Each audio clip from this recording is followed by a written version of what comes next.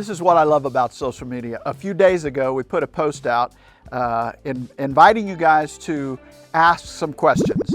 And we've listened. Now we're going to answer, break down some topics, and do a deep dive into some of these awesome questions. Thanks for submitting. Craig Sander asked, what buck are you most proud of and why? Craig, I would say the buck I'm most proud of would be Taylor's first bow buck. And I know that's not one that I harvested, but I remember the work that she put in and we put in together that summer. And when that arrow hit home, that was just a moment I'll never forget. I've answered that question many times and I always have the same answer. That particular moment was a big one for myself, for Taylor, and for Drury Outdoors. Wade B. Outdoors asked, what is something that changed in the hunting industry that you wish hadn't? That's a deep question. You know, with everything, there's evolution.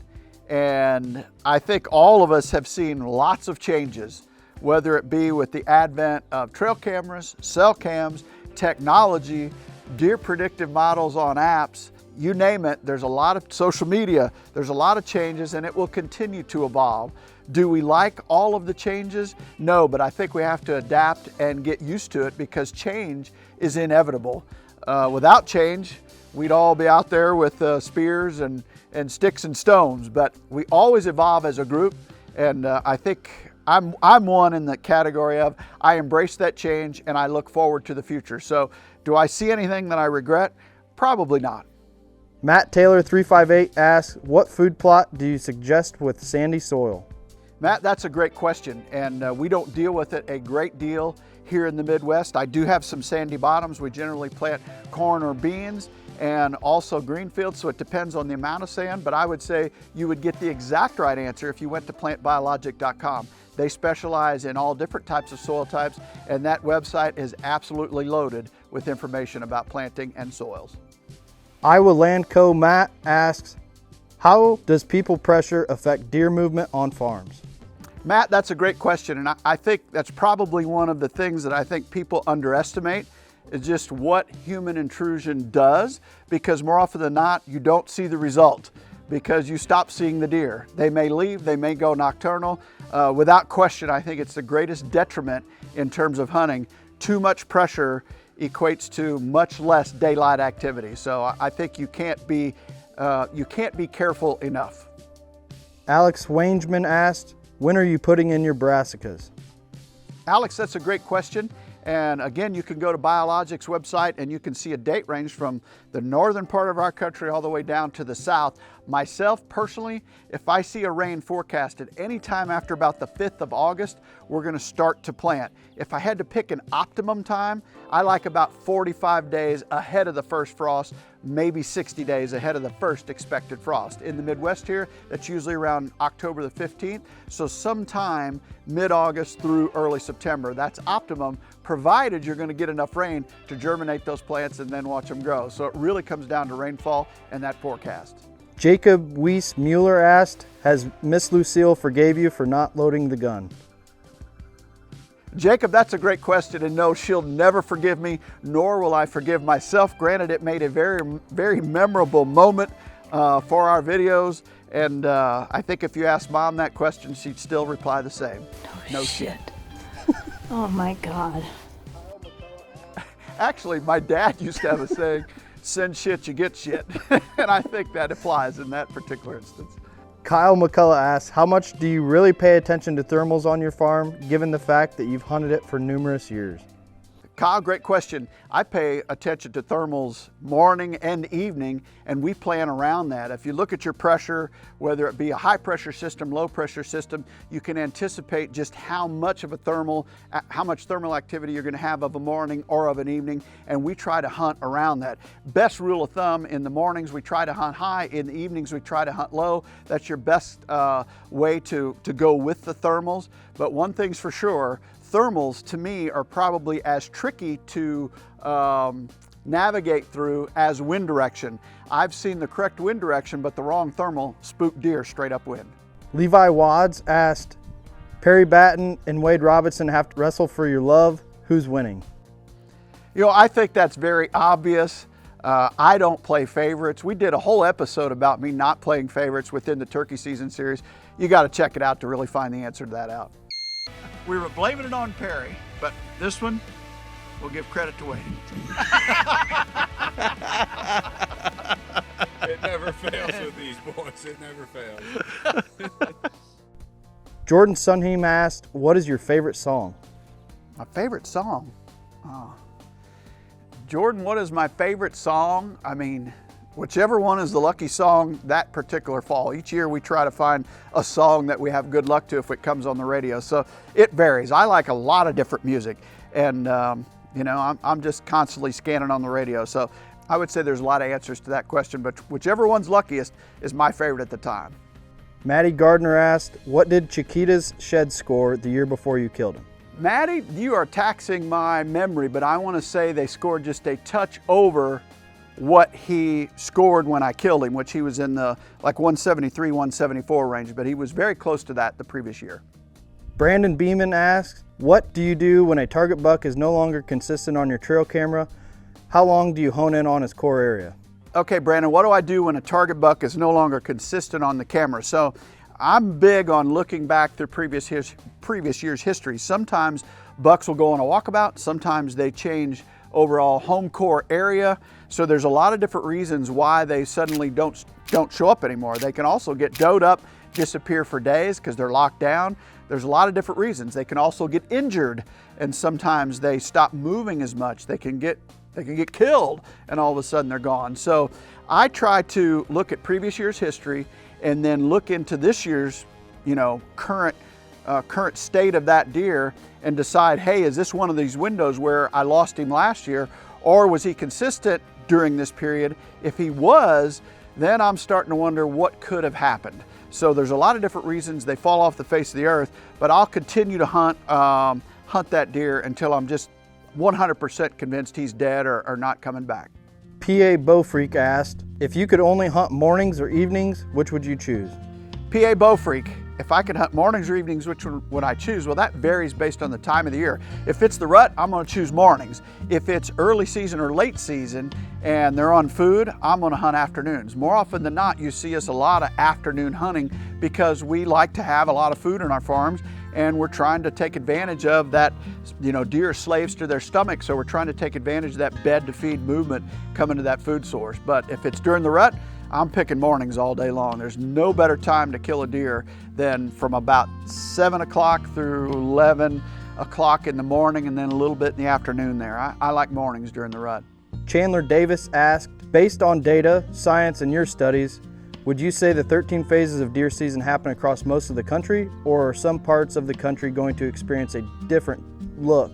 If so, what are the main causes of that change? Chandler, that is a very in-depth question, and I would say by and large they're going to experience those phase changes. How much of that you recognize will have to do with a lot of different factors. What the overall herd dynamic is, in other words, population dynamics, what the ratio is, how much pressure you have, how many different weather changes you have that actually show daylight activity. So there's a lot of different things that can change that for a whitetail or for that particular area. The places I've hunted around the country, I have seen the different phases and the changes, but don't ever mistake our predictive model for what's happening on the ground. A lot of different things can change whitetail movement, particularly human intrusion or overall predation.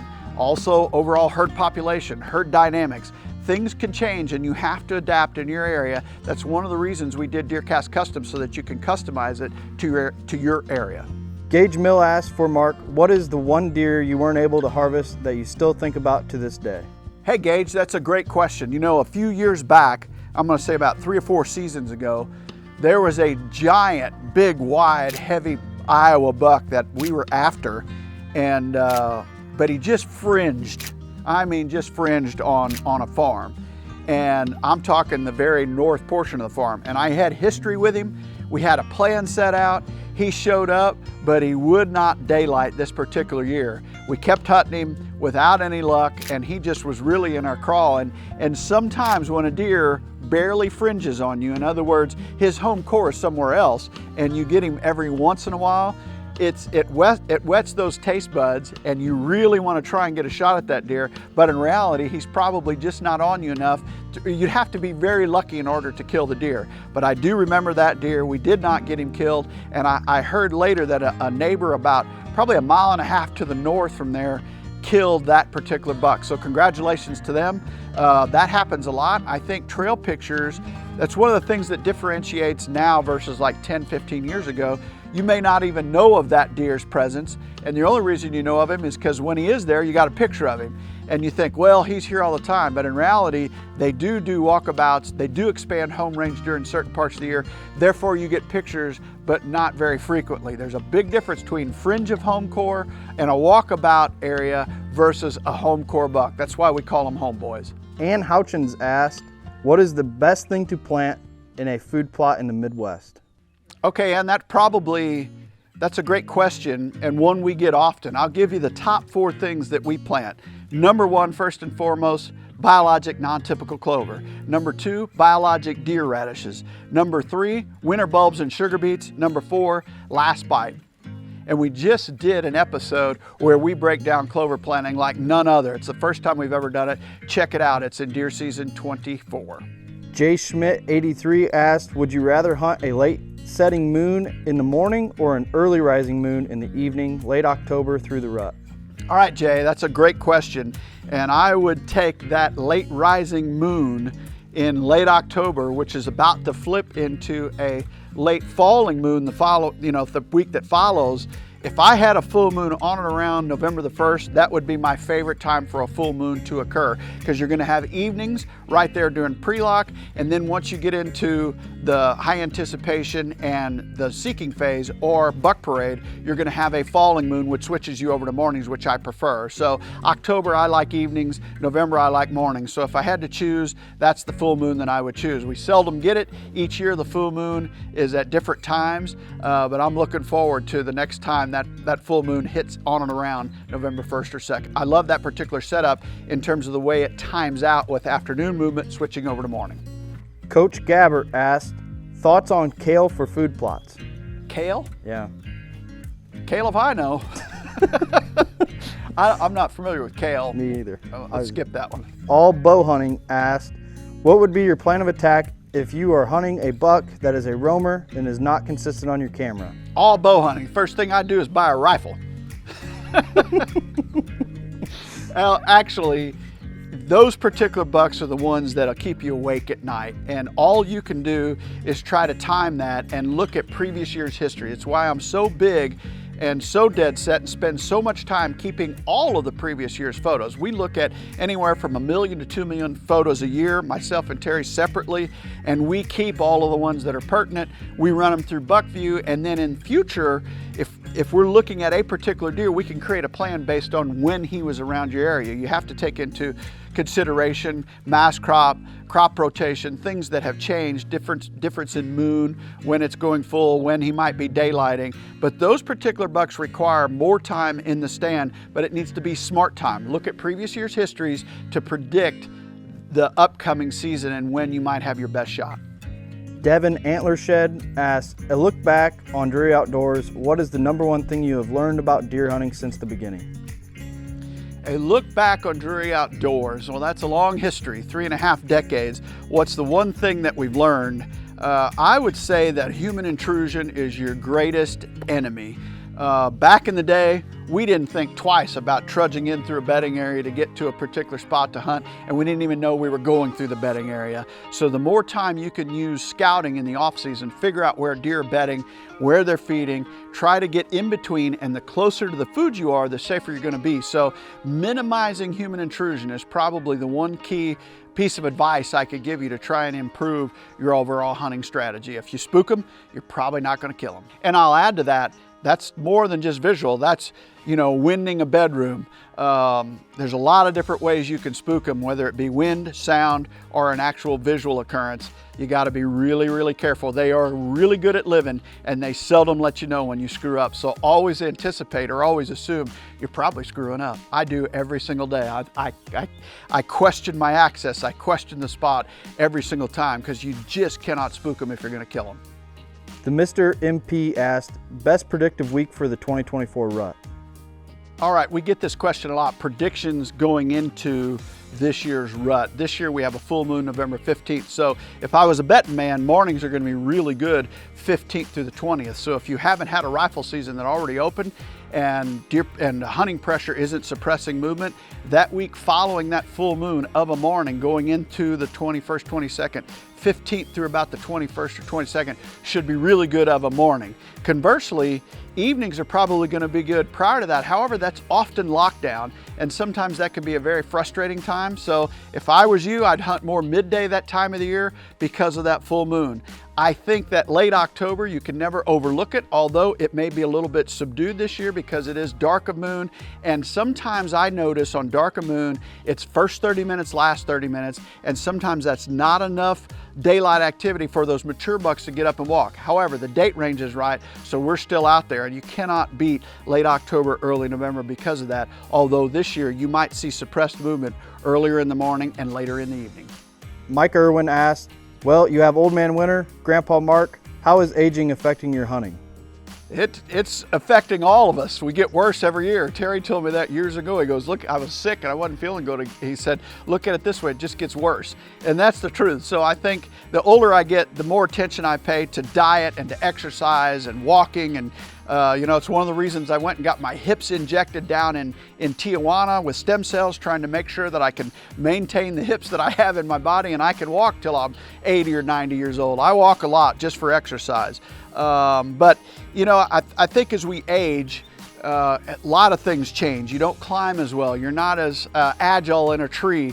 You don't pull as much bow weight.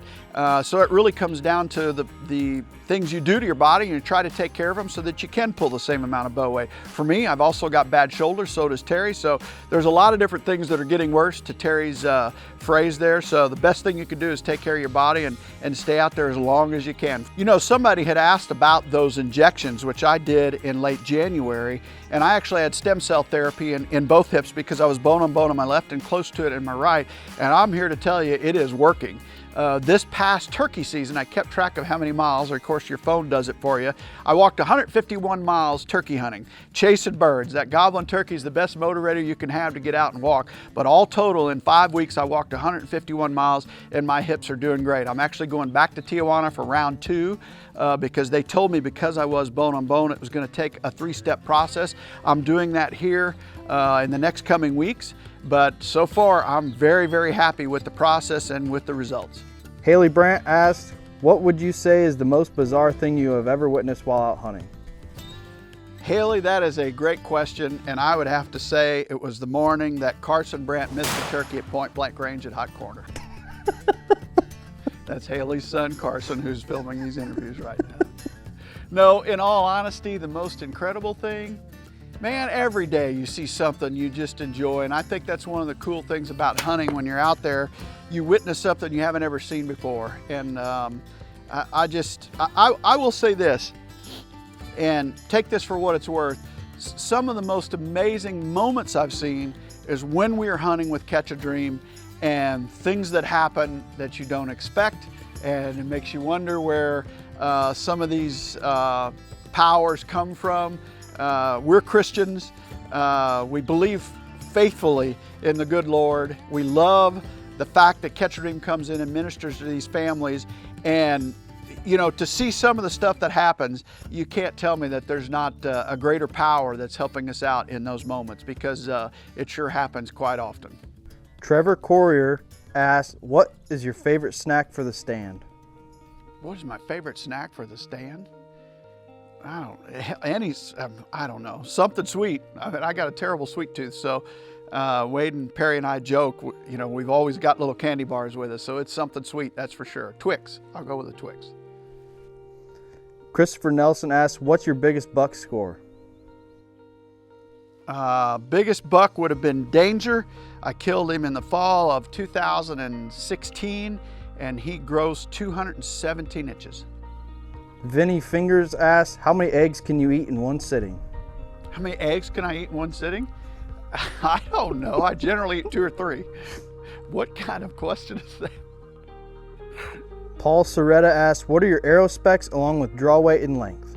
Paul, I shoot a Victory arrow. I don't shoot a lot of weight. I shoot in the low 50s, 53, 54 pounds, but I like that micro diameter Victory 400 with generally a 2-inch or a 2 and 2.3 inch type of cutting diameter on the broadhead. I like a big expandable because you get more hemorrhage, but I specifically like that arrow. I shoot a 29.5 inch draw because I get so much more penetration.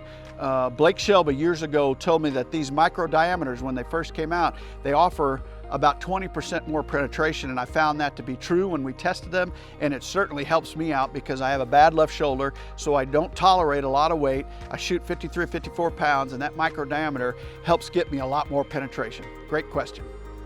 Man, that was fun. I sure appreciate everybody that submitted a question. We didn't get to all of them, but we looked at all of them and we grouped up the ones that came up the most often, and those are the ones we tried to address. We may do this again sometime, but I appreciate everybody's following of Drury Outdoors, the questions you asked, and please go through the Deer Season 24 series and Deer Season 23, Turkey Season series. We have a lot of information within all of that semi-live content. And of course, there's also DeerCast. Download it. We appreciate everybody. Thank you.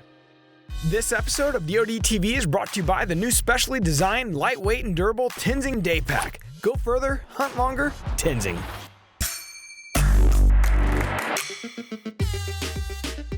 We're adding new videos every week, so make sure to click that subscribe button and check out all of our amazing content. This episode of DoD TV is brought to you by DeerCast, the most advanced deer movement predictor ever.